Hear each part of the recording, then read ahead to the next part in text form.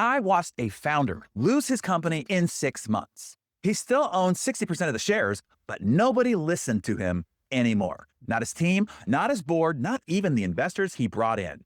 He didn't get fired, he just became irrelevant. And here's what killed me. He never saw it coming because he thought owning the company meant controlling it. But ownership and influence are two totally different things. And if you can't move people to act, somebody else will. Here's what you need to know. I've spent 35 years inside billion-dollar companies and startup boardrooms, and I've watched this pattern destroy brilliant leaders over and over again. They had the best ideas, the best strategy, the best product, but they couldn't make anyone believe in them. So somebody else stepped in and took the wheel. Not through a coup, not through politics, just by being more influential. And once I started teaching other leaders how to prevent this, I watched people who were losing control of their own companies take it back. Founders who couldn't get their teams aligned suddenly had everybody executing their vision.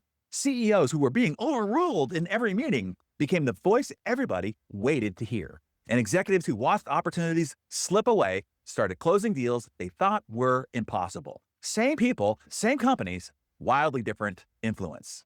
Here's a brutal truth that you need to know. Every meeting that you walk out of without making an impact, your authority shrinks. Not dramatically, just a little. But those small losses compound. And before you know it, you're still in the room, but nobody's listening. There are 3 hidden costs of not being influential, and most leaders don't see them until it's too late. Cost number 1, missed opportunity. The deal that didn't close, the partnership that drifted away, the decision that got made without you in the room. Here's what happens. You pitch, they nod, they say, we'll think about it. And then nothing. Not because your idea was bad, because you didn't make them feel it. And somebody else who spoke with more conviction got the yes. Cost number 2 is lost momentum. Teams that stop following direction, projects that stall because your message didn't stick, initiatives that die because nobody believed in them enough to execute. Here's the pattern. You set the vision, you communicate the plan, you walk out thinking everybody's aligned, but 3 weeks later, nothing's moved. Not because people don't respect you, because they didn't connect to what you said. And momentum, once lost, is nearly impossible to rebuild. Cost number 3 is diminished authority. This is the one that kills careers. Every time you fail to move people, your credibility decays quietly, permanently. Here's how it happens. You make a statement, nobody acts on it. You make another statement, still nothing. And eventually people stop waiting to hear from you at all. They start making decisions without you. They start following somebody else. And by the time you notice, the damage is done.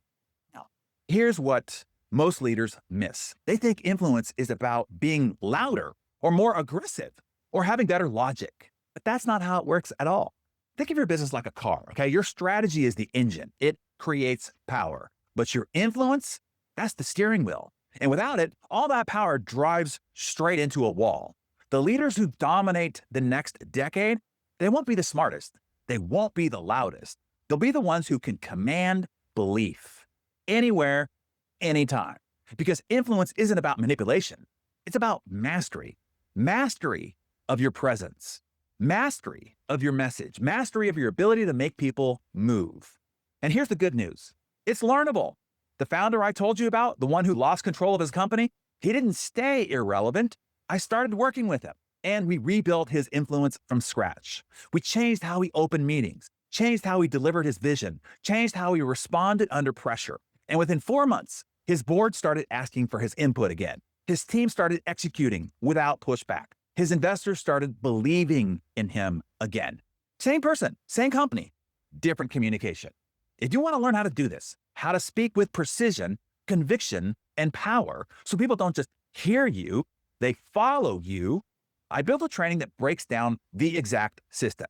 How to protect your authority in every interaction. How to recover momentum when projects stall. How to command belief even when people doubt you. Now, it's not for everyone, but if you're tired of being right and still being ignored, if you can feel control slipping away and you want it back, the link's in the description. I'll show you how to speak like the 1% so you never lose the room again.